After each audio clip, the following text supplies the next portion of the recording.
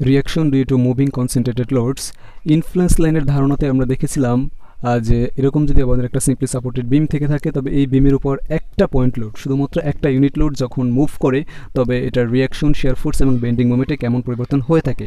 তো মুভিং লোডের আলোচনায় আমরা দেখব এখন আর একটা লোডের মধ্যে সীমাবদ্ধ থাকবো না, এখানে সিরিজ অফ কনসেন্ট্রেটেড লোডস থাকবে, অর্থাৎ এটার উপর অনেকগুলো লোড থাকবে এবং অনেকগুলো লোড মুভ করবে, তবে এটার রিয়াকশন শেয়ার ফোর্স এবং বেন্ডিং মোমেন্টে কেমন পরিবর্তন আসবে সেটা দেখব। তো আজকের আলোচনায় যাওয়ার পূর্বে যারা এখনও ইনফ্লুয়েন্স লাইনের ভিডিওগুলো বা ইনফ্লুয়েন্স লাইন সম্পর্কে পরিপূর্ণ ধারণা নেই তাদেরকে রিকোয়েস্ট করবো যে অবশ্যই আমাদের ইনফ্লুয়েন্স লাইনের প্লেলিস্টে গিয়ে সেখান থেকে ইনফ্লুয়েন্স লাইনের ভিডিওগুলো চেক করবেন, কারণ আমরা এখানে ইনফ্লুয়েন্স লাইনের কনসেপ্টটা ইউজ করব। এনিওয়ে, তো আজকে আমরা শুধু মুভিং কনসেন্ট্রেটেড লোডের জন্য রিয়াকশন ফোর্স কেমন হয় এবং সিরিজ অফ লোড অর্থাৎ সিরিজ অফ মুভিং কনসেন্ট্রেটেড লোডসের কোন পজিশনের জন্য ম্যাক্সিমাম রিয়াকশন পাই সেটা আমরা দেখব। তো আমরা যদি এই বিমের ইনফ্লুয়েন্স লাইন ডায়াগ্রামটা দেখি, এ সাপোর্টের রিয়াকশনের জন্য আমাদের কাছে এরকম অনেকগুলো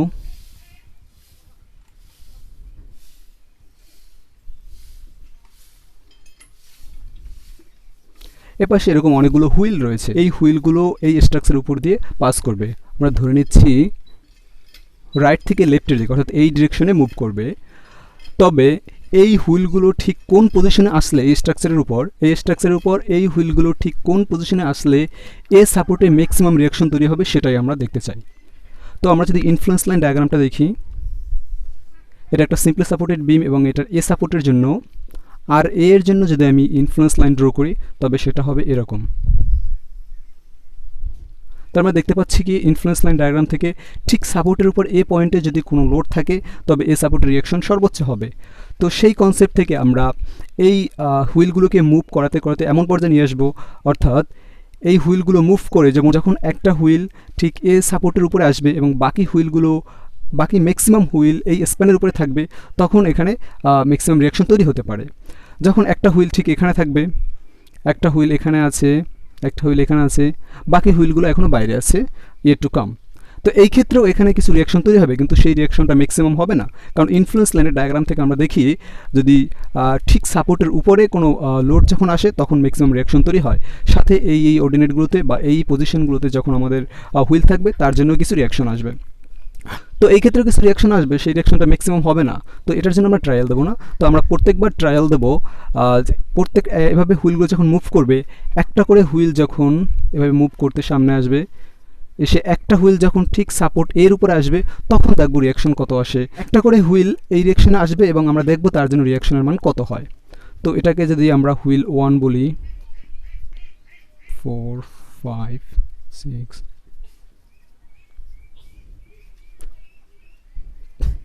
এখানে আমরা এই সিরিজ অফ হুইল দেখালাম, অর্থাৎ এগুলো হচ্ছে series of moving concentrated loads. এই লোডগুলো মুভ করে এই স্ট্রাকচারের উপর দিয়ে পাস করবে। তো এই হুইলগুলো এটা ডিফারেন্ট ওয়েট রয়েছে, এক একটা হুইল এক এক ধরনের লোড অ্যাপ্লাই করবে, তো সেটা আমরা পরে দেখতেছি। তো এই হুইলগুলো যখন এই স্ট্রাকচারের উপর দিয়ে পাস করবে তখন একটা হুইল যখন ঠিক এ রিয়াকশনের উপরে আসবে, এ সাপোর্টের উপরে আসবে, তখন এ সাপোর্টের একটা রিয়াকশন ক্যালকুলেট করব। তারপর এভাবে হুইলগুলো যখন পাস করে চলে যাবে, অর্থাৎ একটা হুইল যখন 1 নম্বর হুইলটা যখন এখানে চলে আসবে তখন 2 নম্বর হুইলটা আমাদের এই এ রিয়াকশনের উপরে চলে আসবে, এ সাপোর্টের উপরে চলে আসবে, তখন আমরা দেখব কী ধরনের রিয়াকশন আসে। অর্থাৎ একটা করে হুইল আমরা এ সাপোর্টের উপর বসাবো এবং তার জন্য রিয়াকশন ক্যালকুলেট করব এবং দেখব আমরা কোন পজিশনের জন্য ম্যাক্সিমাম রিয়াকশন আসে। তো এভাবে যদি আমরা প্রত্যেকটা হুইল এ সাপোর্টের উপর বসিয়ে প্রত্যেকবার রিয়াকশন ক্যালকুলেট করি, it will be tedious, so tough. অর্থাৎ প্রত্যেকবার এই কাজটা করতে গেলে আমাদের জন্য অনেক হেফাজত হবে। তো সেই জন্য আমরা করব কি, একটা করে হুইল এখানে বসাবো, তারপরে তার যে পরবর্তী হুইলটা রয়েছে সেটা এখানে বসিয়ে দেখব এই দুইটার রিয়াকশনের পার্থক্য কত আসে। তাহলে যে পর্যন্ত এই পার্থক্য পজিটিভ ততক্ষণ পর্যন্ত আমরা এই কাজ চালিয়ে যাব।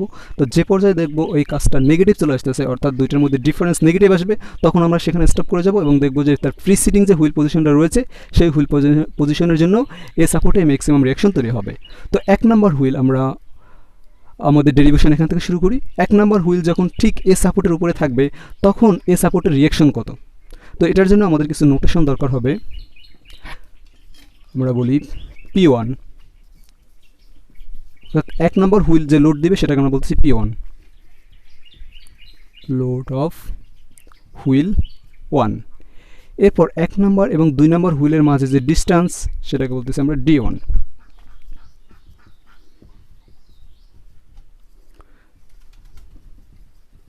ডিস্টেন্স বিটুইন হুইল 1 অ্যান্ড 2, অর্থাৎ 1 নম্বর হুইল যখন মুভ করে স্প্যানের বাইরে চলে যাবে এবং 2 নম্বর হুইল যখন ঠিক এই রিয়াকশনের উপরে আসবে, এই সাপোর্টের উপরে আসবে, তখন টোটাল সিরিজটা কী পরিমাণ ডিস্টেন্স অতিক্রম করবে সেটাই হচ্ছে d1। এরপরে অর্থাৎ যখন মুভমেন্ট শুরু হবে তখন এই 1 নম্বর হুইল কিন্তু স্প্যান থেকে বের হয়ে যাবে।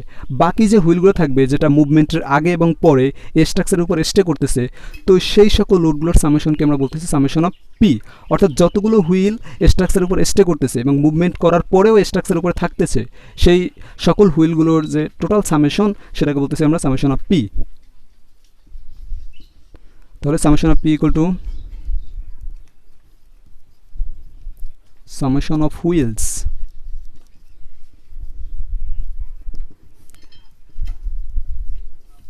which stay on the span even after moving। অর্থাৎ মুভমেন্টের পরেও এই হুইলগুলো, অর্থাৎ মুভমেন্টের পরে 1 নম্বর হুইলটা স্প্যান থেকে বের হয়ে যাবে, 2 নম্বর হুইলটা সাপোর্টের উপরে আসবে, অর্থাৎ এই 2, 3, 4, 5 এই হুইলগুলো এই স্প্যানের উপর থেকেই যাবে। তো সেই যতগুলো হুইল আছে তাদের যে টোটাল লোডের যোগফল সেটাকে আমরা বলতেছি সামেশন অফ পি। এখন দেখি এই সামেশন অফ পি অর্থাৎ টোটাল লোডটার সিজি আমরা মনে করি রাইট সাপোর্ট থেকে এক্স ডিস্টেন্স দূরে আছে। তাহলে x equal to CG of summation of P from right support.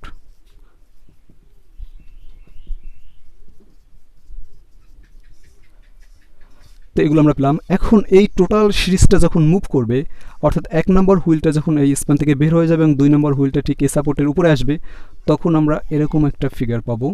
সেই ফিগারটা যদি আমরা দেখি,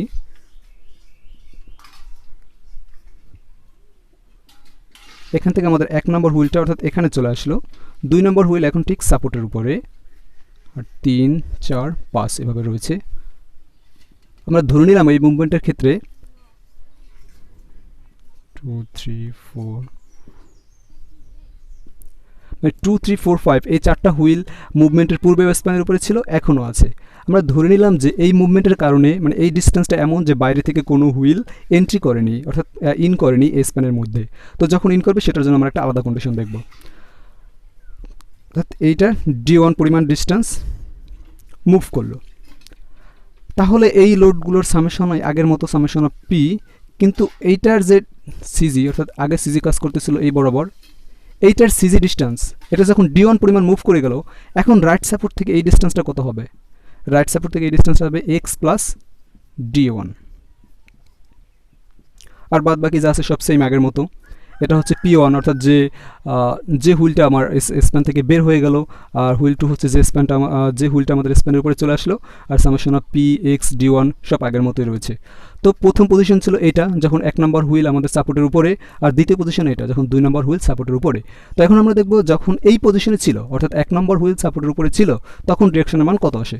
তো সেই রিয়াকশনটা আমরা সহজেই বি বিন্দুতে মোমেন্ট নিয়ে বের করতে পারি। আমরা যদি বি বিন্দুতে মোমেন্ট নেই, তবে এ পয়েন্টের রিয়াকশনের মান অর্থাৎ RA1 পাবো, এরকম পাওয়া যাবে summation of P into X by L. আচ্ছা, এখানে টোটাল স্প্যান লেন্থটাকে আমরা এল ধরে নিচ্ছি, টোটাল স্প্যানটা হলো এল। তাহলে আমরা বি বিন্দুতে যদি মোমেন্ট নিই, এ সাপোর্ট রিয়াকশনের মান হবে summation of P x into L plus আসবে P1, এটাকে আমরা ইকুয়েশন 1 ধরে নিলাম। অর্থাৎ প্রথম পজিশনের জন্য আমাদের প্রথম হুইলটা যখন ঠিক এ সাপোর্টের উপরে, তখন এ সাপোর্টের রিয়াকশনের মান হচ্ছে এটা। এবার আমরা দ্বিতীয় ফিগারে চলে আসি, অর্থাৎ এই সিরিজটা যখন মুভ করে গেল, 1 নম্বর হুইল বের হয়ে গেল, 2 নম্বর হুইল যখন এ সাপোর্টের উপরে চলে আসলো, তখন রিয়াকশনটা কত আসে? আর এ 2 আসবে। একইভাবে আমরা যদি বি বিন্দুতে মোমেন্ট নিয়ে থাকি, এই বি পয়েন্টে মোমেন্ট নিই, তবে এ সাপোর্টের রিয়াকশনের মান পাবো summation of P into X plus d1 by L. এটা আসবে আমাদের রিয়াকশনের মান। তাহলে এখন কতটুকু চেঞ্জ হচ্ছে সেই চেঞ্জটাকে আমরা বলতেছি ডেল আর, অর্থাৎ চেঞ্জ ইন রিয়াকশন। অর্থাৎ সাপোর্টের উপরে 1 নম্বর হুইল থেকে মুভ করে যখন 2 নম্বর হুইল আসলো, তখন এ সাপোর্টের রিয়াকশনের কীরকম পরিবর্তন হচ্ছে সেটাকে আমরা বলতেছি ডেল আর। তাহলে এই রিয়াকশনটা কী হবে? RA2 মাইনাস RA1, অর্থাৎ এইটা থেকে যদি এটা মাইনাস করি, তবে সেখান থেকে আমরা পাবো ডেল আর ইকুয়াল টু পাওয়া যাবে summation of P into d1 by L minus P1।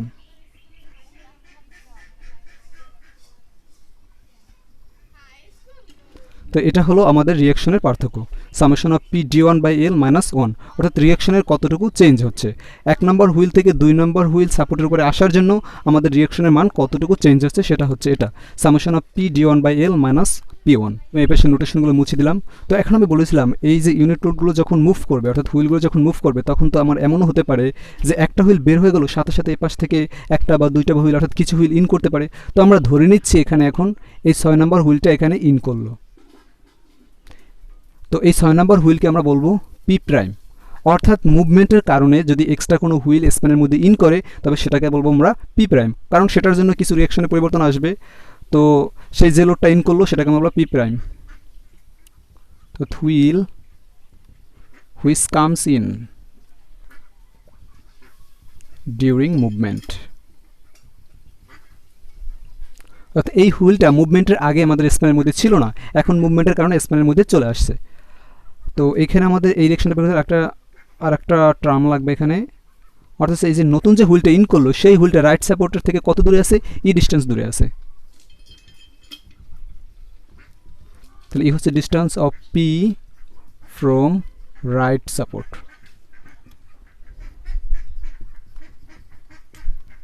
তো ইন দ্যাট কেস আমাদের এ সাপোর্টের রিয়াকশনের মান কত হবে, RA2, অর্থাৎ আগের মতোই আমরা ধরে নিচ্ছি এই পজিশনে RA1 ছিল এইটা, তো RA2 এখন কত হবে, অর্থাৎ যদি নতুন একটা হুইল ইন করে। একইভাবে যদি আমরা বি বিন্দুতে মুভমেন্ট নিয়ে থাকি তবে এখান থেকে পাবো summation of P into D1 plus X by L, plus আসবে আমাদের যে এক্সট্রা যে হুইলটা ইন করেছে যেটাকে আমরা পি প্রাইম বলছি, তার জন্য কিছু রিয়াকশন আসবে, সেটা আসবে PE বাই এল, এটাকে আমরা ইকুয়েশন 3 বলতেছি। অর্থাৎ একটা নতুন হুইল যদি স্প্যানের মধ্যে ইন করে তখন রিয়াকশনের মান হবে এইটা।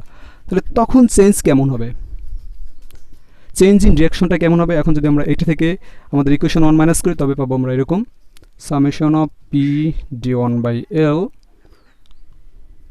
Plus P by L minus P1,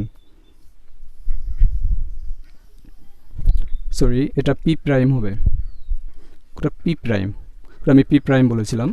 তো আজকে টোটাল ক্লাসের সামারিটা হচ্ছে আমাদের কতগুলো সিরিজ অফ কনসেন্ট্রেটেড লোডস, এগুলো যখন স্ট্রাকচারের উপর দিয়ে মুভ করবে তখন হুইল 1 যখন এ সাপোর্টের উপরে থাকবে তখন যে রিয়াকশন, এবং হুইল 2 যখন এ সাপোর্টের উপরে থাকবে তখন যে রিয়াকশন, এই দুইটার মধ্যে চেঞ্জ হচ্ছে। অর্থাৎ রিয়াকশনের পার্থক্য হচ্ছে summation of P into D1 by L minus P1। এটা হবে কখন, যখন বাইরে থেকে অর্থাৎ মুভমেন্টের সময় এক্সট্রা কোনো হুইল ইন করবে না, কিন্তু যদি এক্সট্রা কোনো হুইল ইন করে তখন হবে summation of P D1 by L, এর সাথে একটা টার্ম আসবে P prime E by L minus P1। তাহলে এই নোটেশনগুলো আমি একবার সংক্ষেপে একটু বলে দিচ্ছি। ডেল্টার হচ্ছে change in reaction, summation of P হচ্ছে ওই সকল হুইলের লোডগুলোর সামেশন যে হুইলগুলো আমাদের মুভমেন্টের পূর্বে এবং পরে স্ট্রাকচারের উপরে ছিল, আর D1 হচ্ছে অর্থাৎ একটা মুভমেন্টের কারণে টোটাল সিরিজটা আমার কতটুকু মুভ করতেছে, অর্থাৎ 1 নম্বর হুইল এবং 2 নম্বর হুইলের মধ্যে যে ডিফারেন্সটা, যে ডিস্টেন্সটা, সেটা আমরা বলতেছি D1। এর হচ্ছে টোটাল স্প্যান লেন্থ। P1 হচ্ছে আমাদের যে হুইলটা বের হয়ে যাচ্ছে স্প্যান থেকে, মুভ অফ করতেছে, সেই হুইলের লোড। আর পি প্রাইম হচ্ছে কি, আমাদের যদি এক্সট্রা কোনো হুইল যদি ইন করে তার ভ্যালু হচ্ছে পি প্রাইম, এবং ই হচ্ছে ওই পি প্রাইমটা রাইট সাপোর্ট থেকে কত দূরে আছে। তাহলে এরকম রিয়াকশনের চেঞ্জ আসতেছে। তো এই একই কাজ বারবার আমাদের রিয়াকশনের চেঞ্জ কতটুকু এটা আমাদের করতে হবে, এই লোডগুলোকে আরও মুভ করাতে হবে। অর্থাৎ এখন আমাদের যেটা করতে হবে, এই 3 নম্বর হুইলকে এ সাপোর্ট রিয়াকশন আসবে এবং দেখতে হবে 2 to 3, অর্থাৎ হুইল 2 যখন সেকশনের উপরে অর্থাৎ সাপোর্টের উপরে, হুইল 2 থেকে হুইল 3-তে আসার জন্য আমাদের কি পরিমাণ চেঞ্জ হয় এটা বের করতে হবে। একইভাবে হুইল 3 থেকে 4-এর জন্য মুভ করার জন্য রিয়াকশনে কতটুকু চেঞ্জ হয়। তাহলে এই কাজ আমরা কতক্ষণ পর্যন্ত করব, কারণ এপাশে তো আমাদের অনেক হুইল রয়েছে। তো এই কাজ আমাদের ততক্ষণ পর্যন্ত করতে হবে যতক্ষণ পর্যন্ত আমাদের এই চেঞ্জটা হবে পজিটিভ। তো চেঞ্জটা পজিটিভ দ্বারা আমরা কী বুঝতেছি, যে একটা পজিশন চেঞ্জ করার জন্য আমাদের রিয়াকশনের মান কিন্তু বাড়তেছে। তো যেই মুহূর্তে গিয়ে আমরা দেখব ডেল্টা আর এর মান নেগেটিভ, সাপোজ আমরা ধরে নিতে পারি যে হুইল 3 থেকে 4-এ যাওয়ার সময়, অর্থাৎ হুইল 3 সেকশনের উপর থেকে হুইল 4 সেকশনে আসার জন্য যে চেঞ্জটা, সেই চেঞ্জটা পাইলাম আমি নেগেটিভ।